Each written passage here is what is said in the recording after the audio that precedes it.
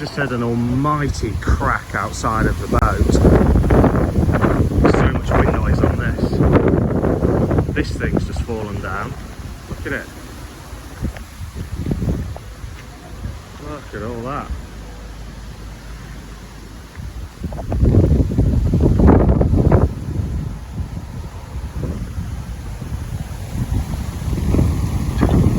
Gosh.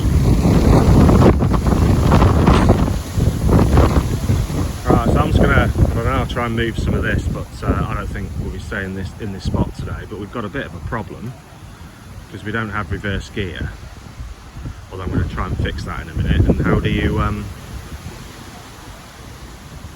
drive a boat in this wind? Look at my angel hiding. Sorry, I can't hear you. It's a bit windy. It is a bit windy.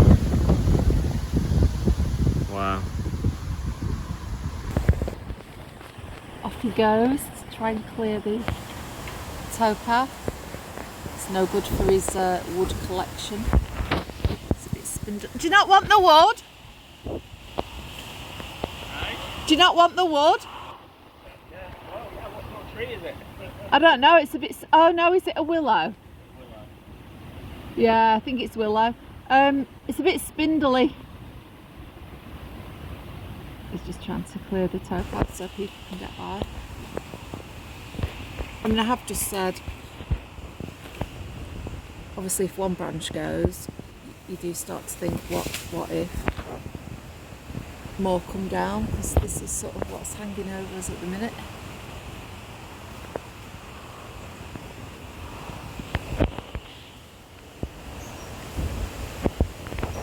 But with no reverse gear and it's super windy, it's not really ideal trying to move, so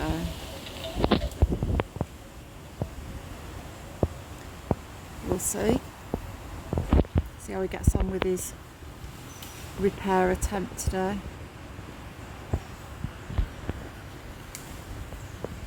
If he manages to sort it, even though the weather forecast is pretty bad, we probably are just going to move up a little bit at least to use the LSAM.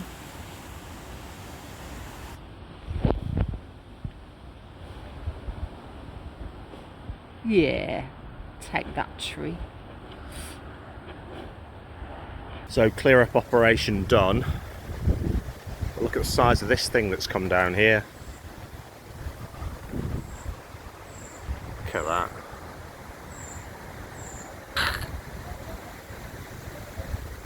Because that thing is broken. It's partially this one. But all that big stuff there. You can see it, that big lump of tree trunk down there. That is absolutely humongous. That's come off the top. You see the brown marking on it there. That's that there. Right, we're going to make a move if we can. I've been down the engine bay. There's nothing in the weed hatch, so whatever's playing up gearbox wise isn't related to something around the prop. I don't think. I've checked the oil level, it was on minimum, so I have topped up the oil in the hope that maybe does something. And there's something on the selector where it clicks that anyway, we're just going to see if we've still got no reverse gear. It isn't ideal. Need to move from this spot for a couple of reasons. One,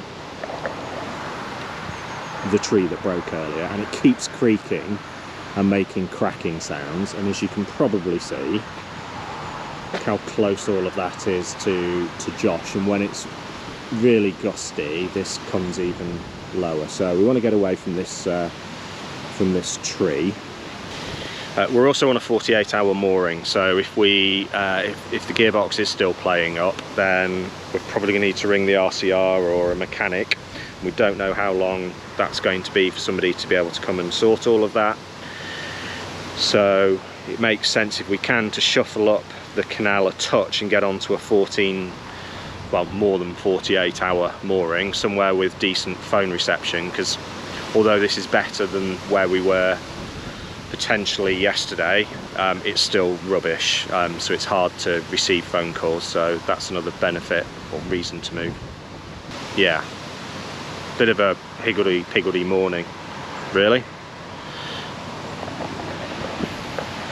Sue has rung the CRT about all of this. Probably going to be really annoyed afterwards and find out this is an ash tree, and actually I should have got my axe out and started chopping bits of it up for firewood, but yeah. So hopefully we'll be able to pick a time when it's not quite as blustery. It'd be good to get somewhere where it's less blustery than this as well. So a whole bunch of reasons for potentially moving off. First things first, get Josh fired up and see if we've got reverse gear.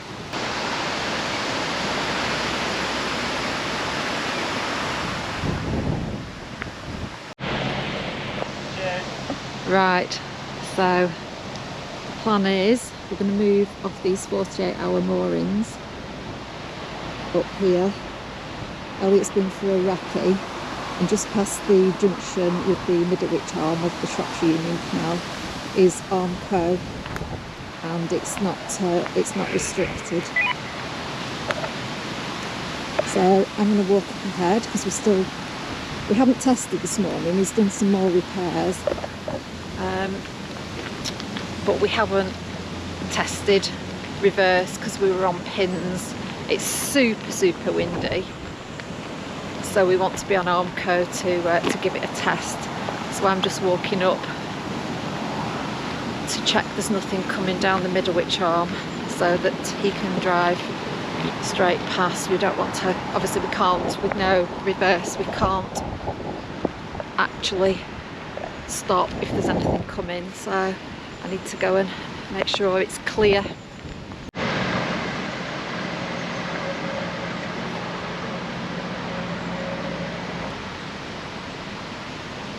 Right, he's just tested. Oh, look at his little face.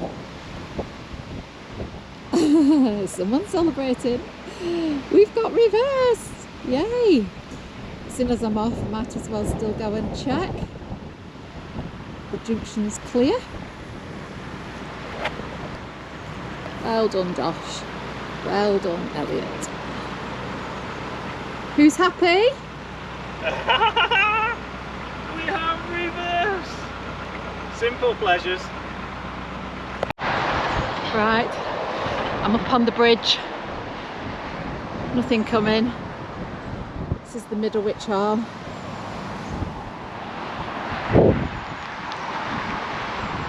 Sorry for any wind noise.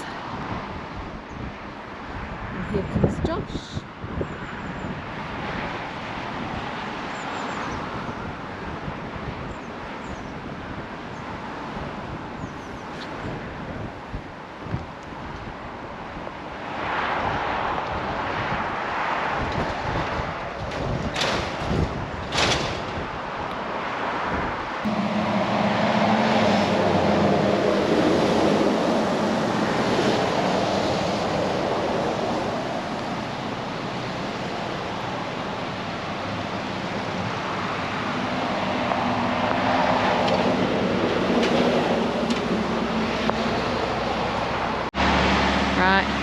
Reverse has gone again. Oh no, it's back. Is it back?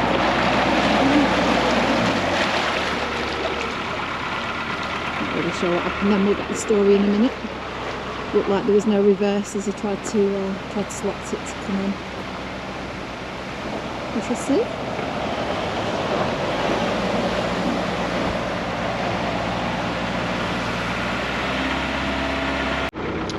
I wonder how long this boat's been here for. Wow.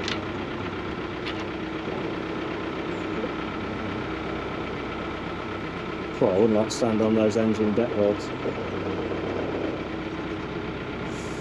Right, so as you can see, we're on the move. There's a Huron in the distance. I think we've got a little bit of company. I can see a boat behind.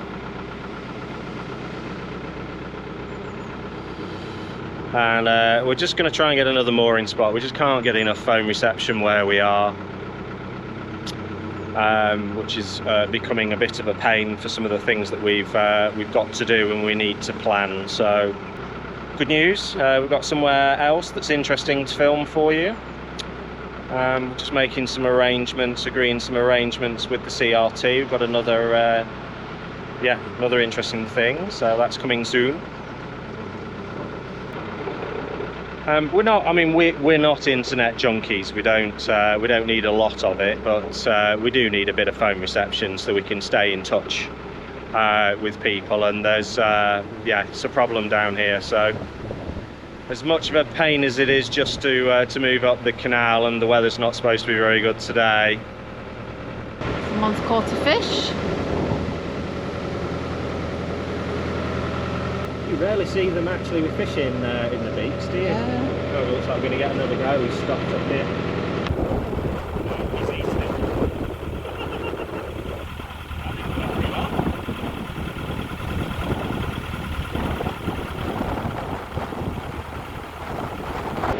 I don't know what they make down here, but it smells of popcorn. It's really there's a really strong smell of popcorn. It's all right here. So who knows? Not the greatest spot to moor. Got the A51 to our starboard side and some sort of recycling industrial estate to our port side. So I suppose that's handy, a Texaco petrol station if you want, just, I don't know, a loaf of bread or whatever, but or any of these other things. It's nice to see somebody actually advertising on the canal, because there's a lot of people miss a trick with that, I think. Yeah, they do. Got a kingfisher on top of this boat. I mean, gosh. He's gone. Sue's just gone for a phone so we could do a zoomed in shot. Look at him looking at the dog. Standoff. Little Shih Tzu versus Swan. Swan will be the winner. Had Shih Tzus when I was a child. Lovely dogs, but too nice a temperament to take on a Swan. Maisie Boo, 57 foot. So, does that mean that's their spot, just because they've got a sign there, or? Wow, does it? Yeah. I'm going to say it doesn't. Oh, there's a sign there. We don't want to anger anyone, do we? No. Not really our style, is it? So, private moorings to both sides.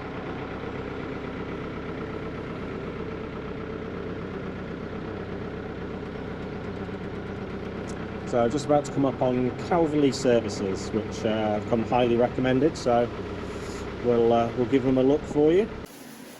Big thumbs up to the Calveley service stations. You've got all of these mixed waste, general whatever. I think it might be recycle or bin day. Some big trucks, and they're all empty. As you can see, but we've also got 2 glass bins, glass only, and then 1 mixed recycling. So it's not massive, that is it, compared to the other stuff, but there are so few recycling spots along the canal that I think probably most boaters don't bother. Just sort of. It is really frustrating, because I've been separating all the cardboard, plastic, the general rubbish, but then nearly every rubbish point you get to, you've just got to throw it all in together. Yeah. So Yeah, it's one of those sort of 50-50 things, isn't it? What comes first, chicken or egg? Put more of these recycling bins and more people will recycle. Yeah. But they'll say, well, you know, old habits die hard. So anyway, there you go. Here's what it's going to go and see what the rest. It's only a few extra little bits, Yeah. isn't it? Absolutely. Just going to see what else the crack is. Hiya. There's a DVD player there. Everything gets left there. It's alright if somebody takes it, but if it's just dumping around, it's Lots of people take the boat. Yeah. More just down there. We've got more in there. 50 Shades of Grey and 50 Shades Darker. I've read those. Oh, there's all sorts there. Have you read them?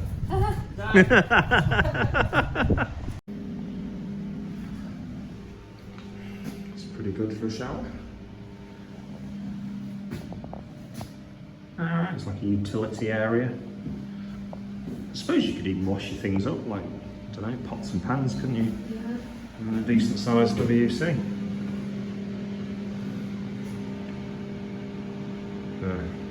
Bring your own loo roll there. Not bad.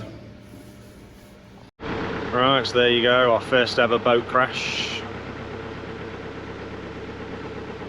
Narrowboat came out of the services untied while we were going past, and guess what? He's drifted across into the canal, and the wind's got him, to be fair. It is a bit of a windy hole though. yeah, could have done with looking and checking. We anyway, I say no harm done. We'll have to have a look down the side of Josh. He had an awful lot of throttle on, didn't he? So he splashed us.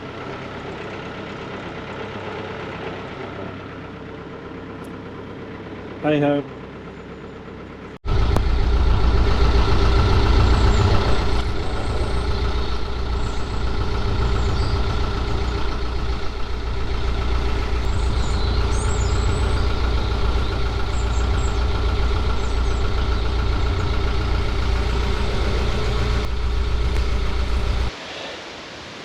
So this is us moored up for the evening. It looks like a good spot in some respects. So on one side we've got a field. It's quite pleasant. Surrounded by other boats, so that's good. There's no big trees. It's still very windy and blustery. There's no big trees, so hopefully we're not going to get any tree damage. Downsides to the spot so far, that. So we're on pins and it's super soft ground.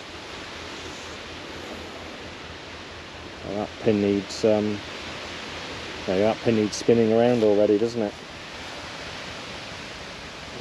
Far too easy to pull out. Right, I'll do that when I get back. I'm going, just before it rains, I'm going to go for a wander. Sorry, that's back. So basically we're past Calveley services. Yep, so just past that. I'm going to wander up to the next lock and have a bit of a nosy and just see what the mooring treatments are there, just in case. I don't think we're going to shuffle up. I don't think we're going to move, but it's only about half a mile and it's a little bit of exercise, isn't it? So that's a lovely looking boat, isn't it? Oh, it's a beauty. Oh yes, it's fabulous. Very well done indeed, people.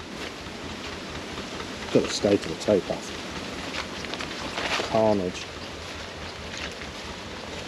But then we'd be moaning if the CRT was spending millions and millions making all the towpaths beautiful for people, wouldn't we?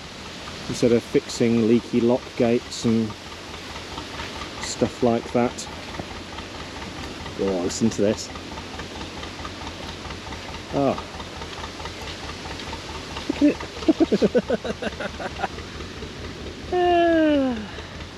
Just while I've got my muddy boots on, hey. Well, they're muddy now anyway, they weren't muddy when I put them on. That is beautiful, listen to that.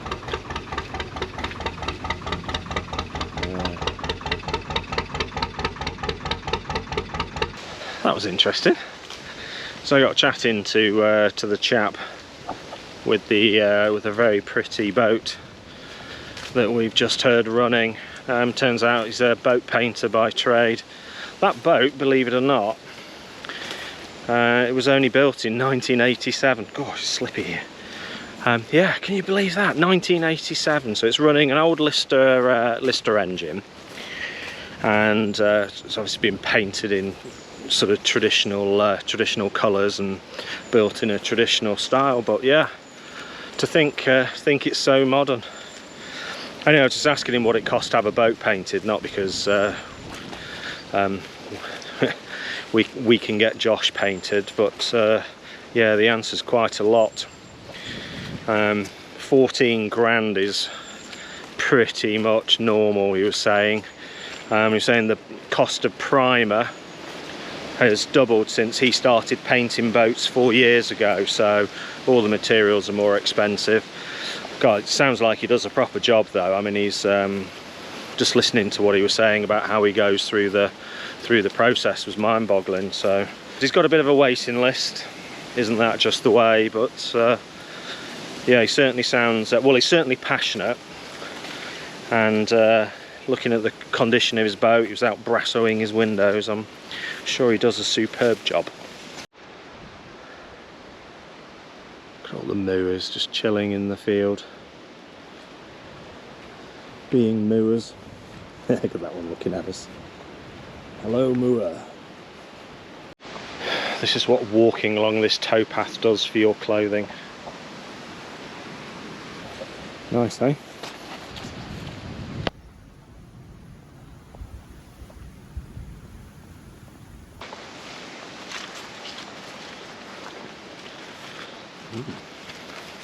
Right, I think it was way back in episode like 50 or something, I joked about we'll lob it over a couple of swans, but I don't know if you can see, this swan's got pink stuff all over it.